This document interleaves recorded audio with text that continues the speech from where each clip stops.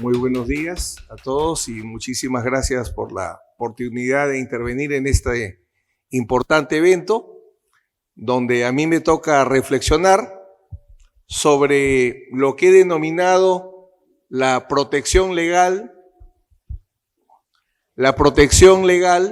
de la Junta de Resolución de Disputas en el ámbito del derecho penal. ¿De qué se trata? Y disculpen ustedes la espalda, por favor. ¿De qué se trata? De generar una convicción en los adjudicadores. Porque en este momento el gran problema que hay que enfrentar es que hay más de 1000 obras paralizadas. Ya hay 1000 obras públicas muy necesarias para el país paralizadas por diversos factores. Pero un factor, con el mayor respeto, pero si vamos a hacer una reflexión, para que haya un buen tratamiento tiene que haber un buen diagnóstico. Hay un problema entre varios que es el temor a las consecuencias. Si yo tomo decisiones, si yo decido como adjudicador, como integrante de una junta, darle la razón a una de las partes en un problema de ejecución de contrato de obra, tengo temor, y lo que pretendo establecer que es un temor injustificado, porque de todas las responsabilidades que podría haber, responsabilidad civil, penal, administrativa, ética, evidentemente el problema a enfrentar es que no haya responsabilidad penal. Por eso es que sostengo que desde el ámbito penal hay un escudo de protección para el adjudicador. Y sobre eso quiero comentarles.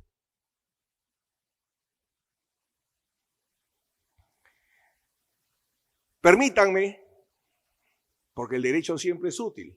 Lo que pasa es que el derecho es una herramienta. El derecho no es el ingeniero, el derecho no es el arquitecto.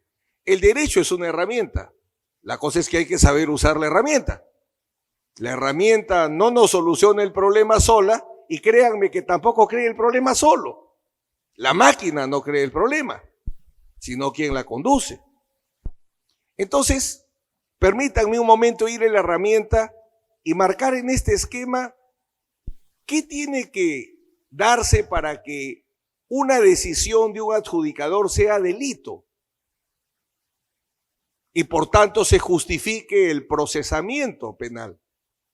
Porque el procesamiento penal solo se justifica ante la evidencia de que haya la probable comisión de un delito. Ahora le llamamos sospecha de comisión de un delito.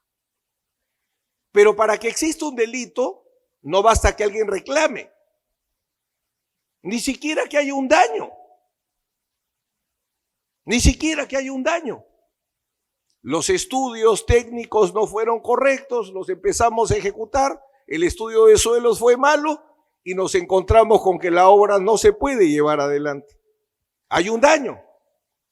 Eso per se no genera que sea un delito, porque para que haya un delito tiene que haber 4 elementos. Evidentemente una acción en la realidad, tiene que estar previsto en la ley que exista delito de colusión, negociación incompatible, estafa, etcétera. Pero lo que me interesa para ustedes es que tiene que ser antijurídico. ¿Qué significa? Que la acción tiene que ser contraria al derecho. Y adelanto, quien cumple el código de ética que establece el centro no puede realizar una conducta antijurídica. Les adelanto que el código de ética del centro no debe ser un conjunto de palabras, sino debe ser como el compliance, como el buen gobierno que ahora se utiliza para que no haya lavado de activos. Un adjudicador quiere un buen escudo, su primer escudo, vamos a ver en un momento, es que el centro funcione. Y que ese centro funcione implica que exista ese código de ética y que yo pueda decir, yo cumplo ese código de ética. Entonces jamás los podrán procesar. Jamás los podrán procesar. Hace muchos años yo defendía a un abogado político Aurelio Pastor Valdivieso, recordarán, un dirigente aprista que fue ministro de Justicia, pero no fue procesado por un acto de gobierno, sino por su práctica de abogado. Y demostré en la Corte Suprema que si un abogado cumple el código de ética de los colegios de abogados del Perú, no debe ser procesado. No debe ser siquiera investigado. Entonces, en este elemento, el delito es una acción típica antijurídica, es donde me quiero ubicar. ¿Por qué? Para darles lo que es este escudo que existe en el derecho penal. Ustedes conocen que si una persona mata en legítima defensa no comete un delito, ¿no es cierto? Yo mato con intención, yo llego a mi casa, están atacando a mi familia, mato con toda la furia al que está atacando a mi familia y me siento orgulloso. Y nadie podría investigarme por eso, menos procesarme, menos sancionarme, porque matar en legítima defensa es absolutamente permitido. Esto es lo que se llaman las causas de justificación. Ciertas situaciones que justifican que yo cause un daño. Matar a otro evidentemente es un daño. Ayer han matado a un asesino de un sereno de Surco. Y si la policía ha cumplido y ha usado las armas reglamentariamente, no habrá cometido ningún delito. Porque ahí se ubica en lo que ustedes se van a ubicar, el cumplimiento de un deber. Artículo 20, numeral 8 del Código Penal. El numeral 11 es para los policías. Un adjudicador que cumple sus deberes en el procedimiento de prevención o solución de conflictos en la ejecución de un contrato de obra no debe ser ni rozado siquiera por una investigación penal, siempre y cuando cumpla con sus deberes.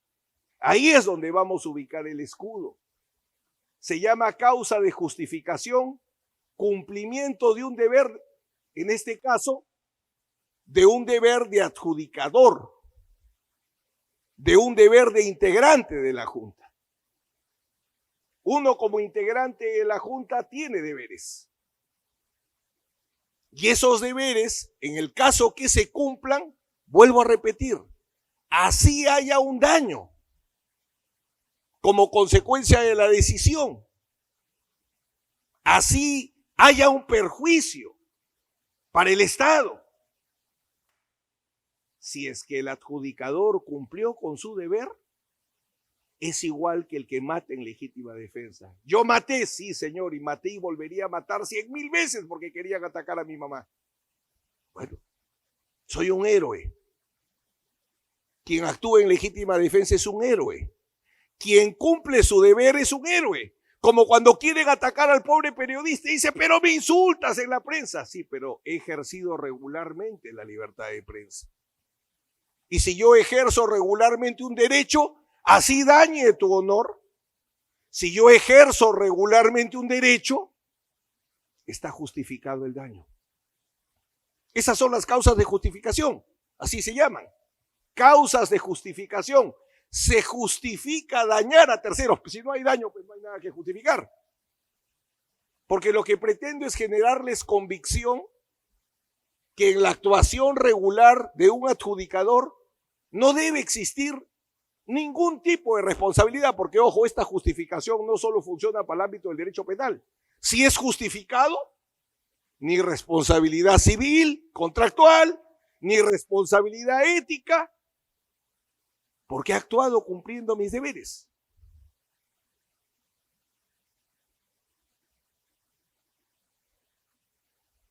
De lo que se trata es de ubicar las decisiones de la Junta, las decisiones de los adjudicadores dentro del ámbito del cumplimiento de sus deberes. Ese es el arte que tenemos que trabajar. Y necesitan abogado, por si acaso, para eso. Necesitan abogado. para poder construir, para poder demostrar que han actuado en el cumplimiento de un deber. Por cierto, no es que esté haciendo propaganda, sino que hemos tenido un diálogo interesante sobre cuál es el rol del abogado. Y no es tan malo. No es tan malo, no es tan malo. Yo no celebro el Día de la Abogacía, por cierto. Sé que estamos en deuda con la sociedad, pero obviamente tenemos un rol a pesar de eso, ¿no? Ya otra cosa es si lo cumplimos adecuadamente a veces. Entonces, de lo que se trata en estos minutos es de reflexionar cómo asegurar que la actuación del adjudicador esté dentro de ese ámbito del cumplimiento del deber. Entonces vamos a algunas reflexiones. Un adjudicador, si bien actúa en otro campo, en otro tipo de contrato de obra de acuerdo a la normatividad, actúa igual que el conciliador o el árbitro. Distintas materias, distintos procedimientos, pero tiene la misma misión inicial: prevenir o solucionar conflictos o controversias, como llama la norma, en la ejecución del contrato. Y uno recurre a 3 vías en busca de esa solución. O voy a la conciliación, como ustedes saben, o voy a la junta, o voy al arbitraje institucional. Pero así como los jueces tienen árbitros, y los jueces y árbitros también tienen jueces militares y policiales, y la Constitución reconoce 3 jurisdicciones: la de los jueces propiamente, la de los jueces del fuero militar o la justicia militar, y la de los árbitros. Ustedes pertenecen a un sistema de prevención o solución de controversias muy importante, porque si el sistema funciona, si ustedes funcionan, las obras se terminan. Esa es la ecuación. La junta funciona, las normas, la razón de ser de la creación de la junta funciona, la obra se termina. Por eso es fundamental que funcionen. Y por eso es fundamental tener la convicción que en el cumplimiento de su deber, que es la idea fuerza de esta participación, en el cumplimiento del deber del adjudicador, ese cumplimiento del deber lo vacuna, lo hace inmune, lo hace un Superman. Y ahí no hay kriptonita. Pero vuelvo a repetir, el tema es asegurar estar en el ámbito del cumplimiento del deber. Ese es el mecanismo. ¿Cómo aseguramos estar en el ámbito del cumplimiento del deber? Primero, tener claro cuáles son las fuentes que generan los deberes del adjudicador, que son las mismas fuentes que generan los deberes del conciliador y del árbitro. Eso dice la ley de contratación del Estado y eso dice el reglamento. Y la circular específica que existe para ustedes de OCSE. Primero, como a todos, a mí como abogado también, a ustedes como ingenieros, no solo como adjudicadores, primero es la Constitución. La Constitución es la primera fuente de nuestros deberes. La ley de contratación del Estado, el reglamento, las normas de derecho público y las normas de derecho privado. Esas son las fuentes. Por eso es que, dentro de varios temas interesantes que hemos conversado en algunos minutos, si la Junta debe estar integrada o no por abogados, yo creo que alguno debe haber, por el tipo de fuente. Porque si a mí me dijeran, las fuentes son la física, ¿no? Si fueran las ramas de la ingeniería, pues evidentemente yo qué hago ahí, sería el primero que saldría corriendo, porque uno, ¿por qué estudia derecho? Porque no le gustan las matemáticas. Esa es la realidad del 100% o el 90% de los abogados, ¿no? Huimos de las ciencias. Entonces, evidentemente, si las fuentes fueran científicas, saldríamos pues a la carrera. Pero discúlpenme, si esas son las fuentes, entonces algún abogado tiene que haber. Si no, van a terminar como las cortes de justicia de los militares. No quieren que haya abogados. Años se les dijo, pero pongo un abogado. No quieren. Dice Máximo como auditor, pues que nos acompañe. Se resisten. Y no somos tan malos, es cuestión de escoger nomás a uno que obviamente conozca en este ámbito la contratación del Estado, ¿no?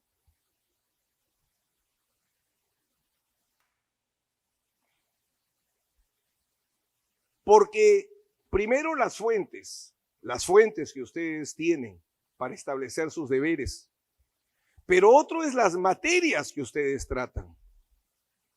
Porque si bien es cierto, tras cada controversia hay un hecho de ingeniería, un hecho técnico, lo cierto es que ustedes son llamados para controversias sobre ejecución de obras de un contrato. El origen de los adjudicadores es contractual. Así como los árbitros nacen de una cláusula arbitral, los conciliadores, o en este caso los adjudicadores, nacen de una cláusula, de un contrato tripartito que tienen que celebrar. Entonces, el origen es contractual. ¿Para qué? Porque la misión que tienen es controversias en la ejecución, en la interpretación, en la resolución del contrato de obra. Entonces, si voy a pronunciarme sobre la interpretación de un contrato, por eso es fundamental, yo les diría, en vez de prescindir de un abogado, asegurar que haya un buen abogado en esa junta. Porque la interpretación de los contratos, por más habilidad que tenga el ingeniero, por más allá que tenga, a mí un ingeniero me puede explicar perfectamente. Hace muchos años, yo no me imaginaba que iba a defender al presidente Fujimori, había el fenómeno del Niño, e hicieron mal las obras de prevención del puente de Reque. Quienes conocen mi tierra Chiclayo, o sea, si no hay puente de Reque, no hay, se cayó el puente, paisano, se cayó el puente. Entonces tuvieron que poner un puente Bailey. Entonces Fujimori inaugura el puente Bailey y a la media hora viene un camión y el puente Bailey, chao. Entonces dice, sobrecarga del camionero, el empresario es el culpable. Pero el empresario me encontró a mí y su primo que era experto en puentes Bailey. Entonces demostramos que el problema no era de la carga, sino que por la estructura que les voy a decir a ustedes, la estructura del puente Bailey era mucho espacio para un puente de esas características. Entonces, la norma dice que ustedes tienen que aplicar sus deberes de adjudicadores en la ejecución, controversias en la forma de la ejecución, controversias en la forma de la interpretación y controversias en la forma de la resolución. Y aquí un punto que, les soy sincero, no me queda muy claro, donde la ley dice que también tendrían que intervenir cuando se discuta la inexistencia del contrato, la ineficacia, la invalidez, lo cual cuando analizaba decía, ¿cómo no va a haber un abogado ahí para poder distinguir cuándo es invalidez, cuándo es ineficacia del contrato? Pero la directiva 12 les reduce materias. Ahí el OCSE comete un error, porque si quieren reducirle materias al adjudicador, no soy quien para decir si es correcto o no, no tengo tanta experiencia, pero sí tengo algo claro, jerarquía normativa. Si yo quiero negar lo que la ley de contratación da, lo que el reglamento da, una norma administrativa no puede quitarlo, porque tiene que ser una norma de igual o mayor jerarquía. Ese es el principio de jerarquía normativa. Entonces veo que OCSE les ha quitado varias materias, claro, con la directiva, pero esa directiva tendría un problema de aplicación. Por cierto, lo cual no es único, no es muy común que vía normas administrativas se quiera modificar leyes es bastante común en el país. Pero ahí hay ese tema. Ese es un tema para tratar. Acá el primer punto para asegurar el cumplimiento de los deberes. Hace un momento conversábamos sobre la relación del centro con la Junta. Tiene que haber un centro de administración de la Junta. Pero ese centro de la administración, o este centro y la Junta, tienen una relación, como la clínica lo tiene con el médico. Por ejemplo, ¿quién está a cargo de la logística o la infraestructura de un quirófano? ¿El cirujano o la clínica? La clínica, no el cirujano. El cirujano no es el responsable que el quirófano tenga las condiciones adecuadas. Ni siquiera el jefe de servicio de cirugía. Porque en la relación se llama órgano intermedio médico-paciente, el órgano intermedio tiene su responsabilidad. El centro tiene sus responsabilidades. Por eso es que el centro no puede estar formado por cualquier persona, alguien que quiera dedicarse al negocio y diga, bueno, yo voy a hacer un centro. No hay que caer en los mismos errores que sucedieron con el arbitraje. El arbitraje cuando nació era una maravilla. Se convocaba a los mejores ex jueces de la Corte Suprema, los mejores abogados iban y era lindo el arbitraje porque creábamos nuestras propias normas, nuestro propio procedimiento. Yo ya me iba a dedicar al arbitraje, ya no iba a ser penalista porque vivía feliz. Ahí con mi querida Magali Medina participábamos, hay varios arbitrajes con el Canal 2. Pero de ahí fue bajando pues la calidad. Se masificó el arbitraje. Y esa gran calidad inicial, somos como la selección peruana, no es una selección larga, ¿no es cierto? No nos sobran pues los jugadores, estamos justitos. Nos falla la Padula, rezamos, ¿no? Entonces igual, en este tema, ustedes no deben caer porque el mecanismo de ustedes es precioso. Yo no lo conocía antes de esta oportunidad, pero evidentemente es la mejor manera de lograr que las obras terminen y solucionar el gran daño. ¿Cuál es el gran daño de la contratación? Que hay más de 1000 obras. ¿Cuántas obras importantes que el país necesita y que están paralizadas? Entonces, el centro tiene que proporcionar ya finalmente, si los abogados tienen que ir de asesores, tiene que proporcionarles una plana importante de profesionales. Ya, ojo, si va a ser una junta de puro ingeniero, no puede haber centro si no tiene un súper experto pues en contratación de obras, ¿no? No cualquier abogado. Sino tiene que haber un especialista en contratación de obras. Porque si los adjudicadores van a ser ingenieros y vamos a discutir la interpretación del contrato, si ustedes quieren estar en el escudo del cumplimiento del deber, el primer deber de un adjudicador es asegurarse que está vinculado a un centro que realmente funcione. Por ejemplo, llego al centro y ¿quién es el asesor? Bueno, mi sobrino que se ha hecho abogado hace 2 años y le estoy dando una oportunidad. No puedo. No puedo ser adjudicador con ese sobrino de usted. Está muy bien que le dé trabajo, pero déle por otra cosa. A mí me tiene que traer un experto, porque como hemos decidido que la junta solo es de ingenieros, amigos, si quieren que nunca haya un proceso penal, necesitan que ese centro tenga un experto acreditado en contratación estatal. Hace varios años ustedes conocen que hay un caso contra los árbitros que participaban en los arbitrajes de Odebrecht. Y están ahí vinculados muchos de las estrellas del arbitraje. ¿quiénes eran los peritos de la fiscalía que fueron a analizar que esos arbitrajes estaban mal hechos? Chicos que en su vida habían visto un arbitraje, habrán visto un árbitro de fútbol. Y esos muchachos decían, no, este contrato está mal hecho. Intervenía un ingeniero, con todo respeto. ¿Y cuál era la conclusión del ingeniero? Decía, acá se ha debido aplicar una prueba de oficio. Con todo cariño, ¿qué librito sobre prueba de oficio han leído como para poder discutir pues ese tema?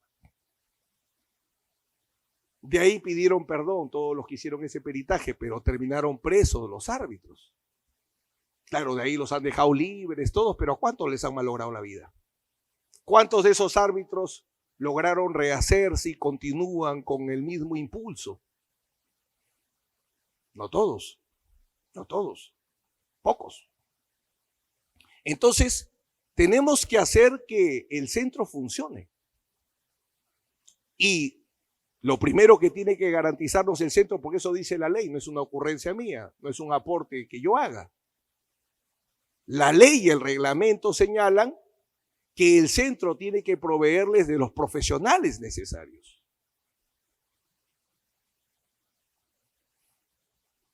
Es más, el centro tiene que acreditarle a la sociedad que ustedes están capacitados para ser adjudicadores, porque hay un registro que tiene que contener sus experiencias, sus formaciones, para yo saber quién es mi adjudicador. Ojalá tuviéramos eso para saber quién es el juez. Entonces, hay varias cosas, pero quiero quedarme en una, porque sé que hay que respetar el tiempo como ingeniero, y es el código de ética que mencionaba hace un momento. Cada centro debe tener un código de ética que establezca, que asegure que el adjudicador va a cumplir la ley, va a cumplir el reglamento y va a cumplir las directivas de OCSE.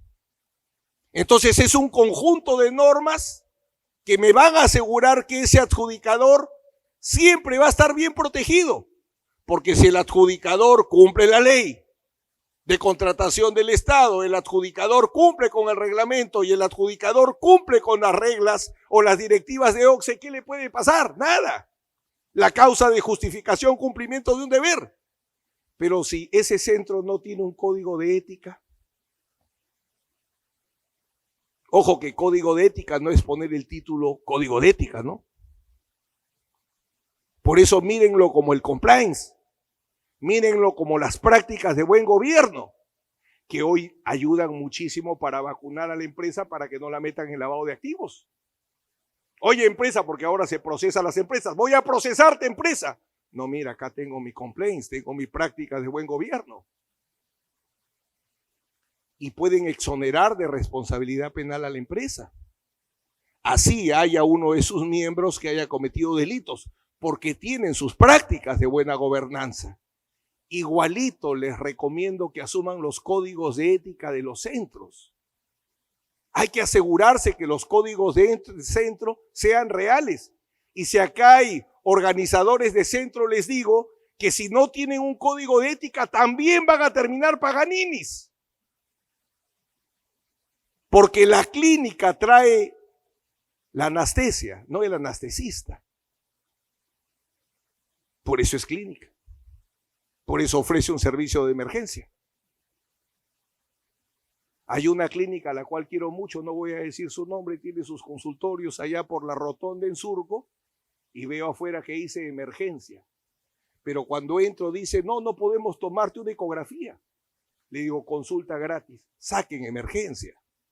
O esa clínica que cuando uno se va a Asia, dice emergencia. Yo un día me paro con mi esposa, suerte que solo le dolía el estómago, y le digo, oiga, no tenían nada. Entonces le digo, imagínese que hubiera venido con un infartado. Y se muere el infartado en la clínica. Entonces no pongan emergencia. Es más, tienen otra palabrita, urgencia. Pongan urgencia, no pongan emergencia. Centro y adjudicador sin su código de ética pierden su escudo. Pierden su escudo. Entonces, ese es un tema bien importante. tómenlo como, repito, como un complaint, como una práctica de buena gobernanza, porque el código de ética, según la ley y el reglamento, el código de ética es la herramienta para asegurar que el adjudicador va a cumplir con la ley de contrataciones, su reglamento y las directivas de OCSE. Entonces tiene que ser un código de ética muy bien estructurado.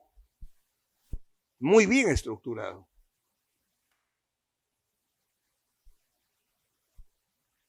Y si yo tengo un centro que funciona, que me proporciona a los profesionales adecuados y me da un marco ético, yo tengo la tranquilidad de poder cumplir con todas las atribuciones o responsabilidades propias de la Junta. Propias de la Junta. Yo les diría mucho cuidado con el tema de las visitas, porque las visitas tienen un propósito, que el adjudicador conoce perfectamente la realidad de la ejecución de la obra. Como nadie, ese es un mecanismo muy interesante, porque el adjudicador sigue la ejecución de la obra desde el inicio. Y por tanto, ¿quién mejor que él para saber si hay que poner un techo o no en el Coliseo?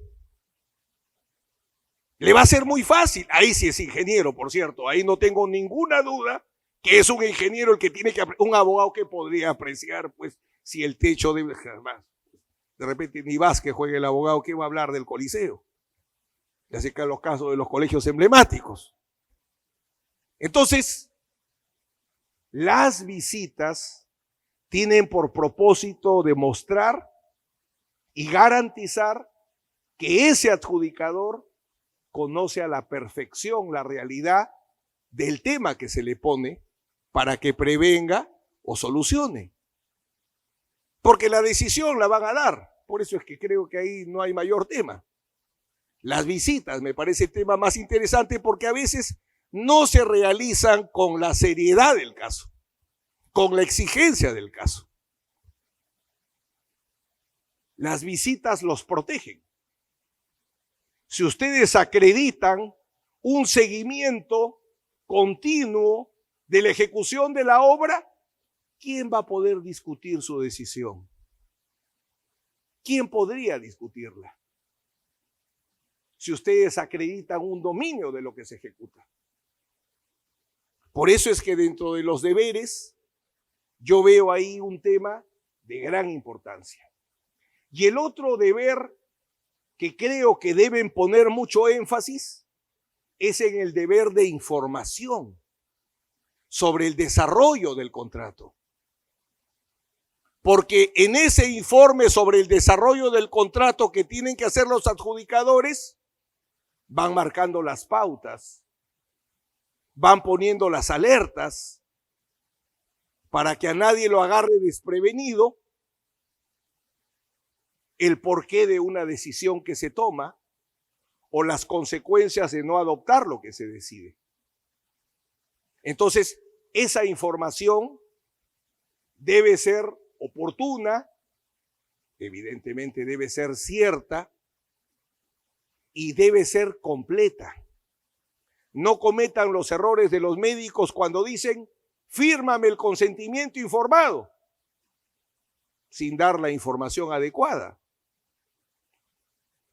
Últimamente estaba en el quirófano, no voy a decir cómo, pero estaba echadito y se había olvidado el anestesiólogo de que firme. Entonces el doctor me dice firme. Digo, yo puedo firmar por fe, porque como hijo de médico yo creo en la medicina, yo soy lo que es la medicina. Pero quiero darle un último consejo antes de dormirme. De nada le serviría que yo firme si no tengo una información debida, porque es un consentimiento informado.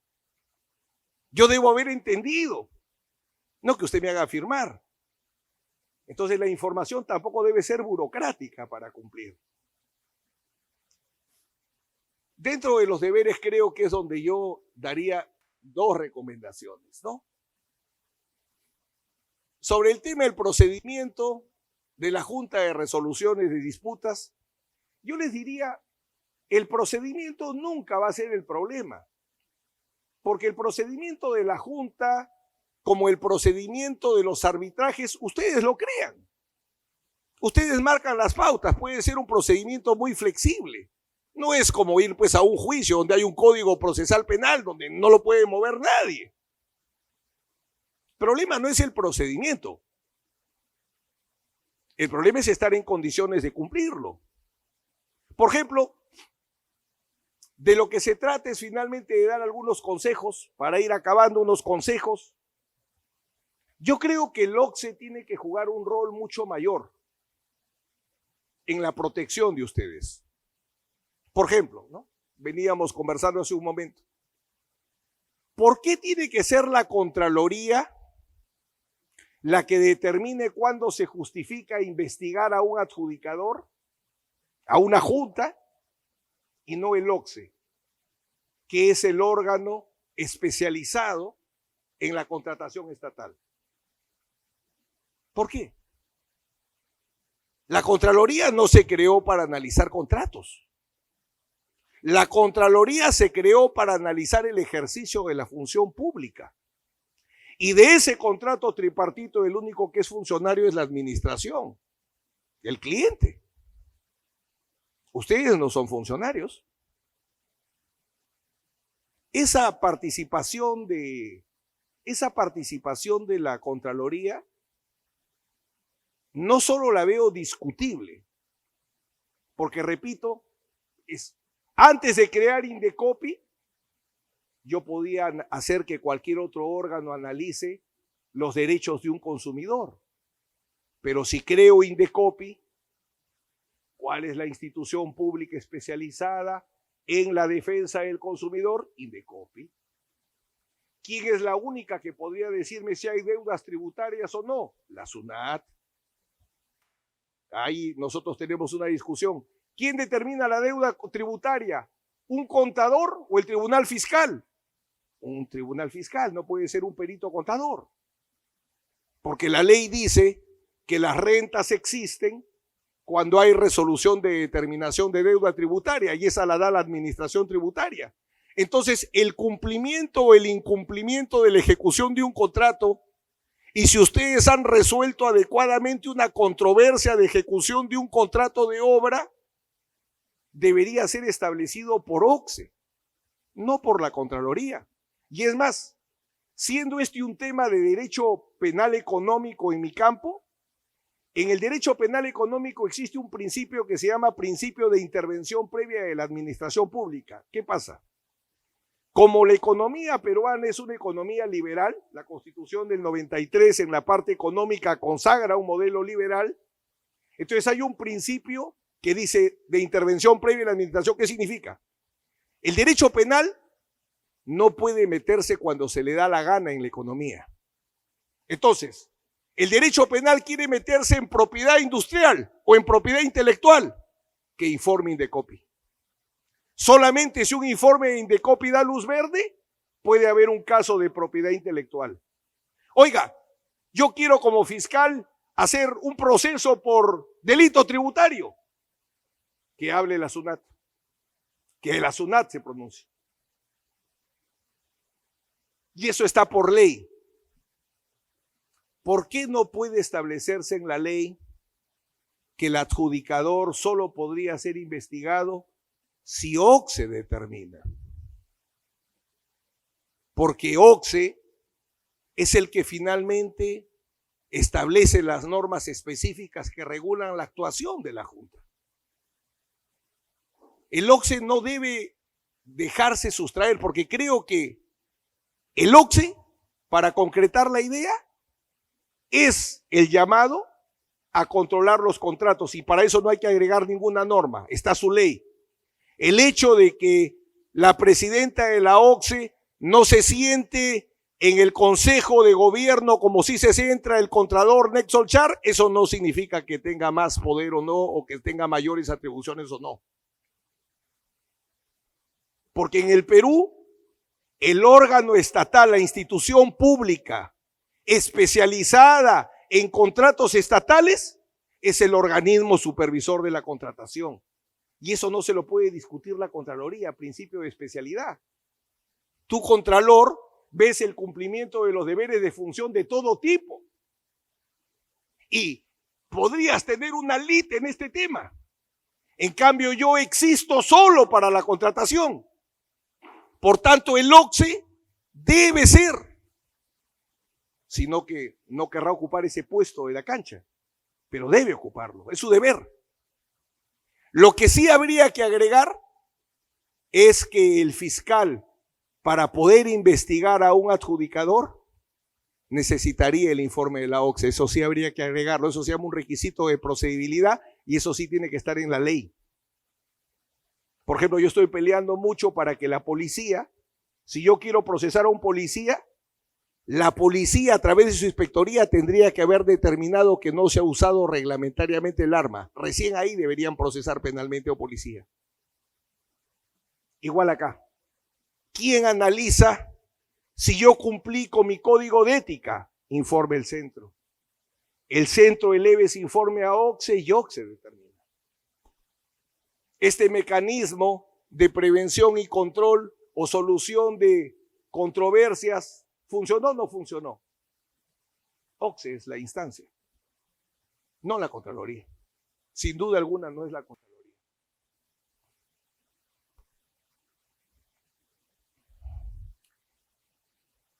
En conclusión, para ir marcando nuestras pautas, hay deberes que establece la norma que ustedes deben cumplir.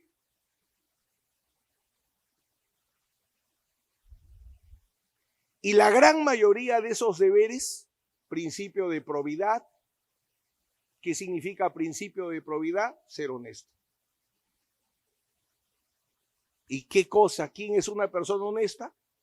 Una persona buena, una persona que actúa correctamente. Nada más. No hay que ser ni sabio, hay que ser correcto.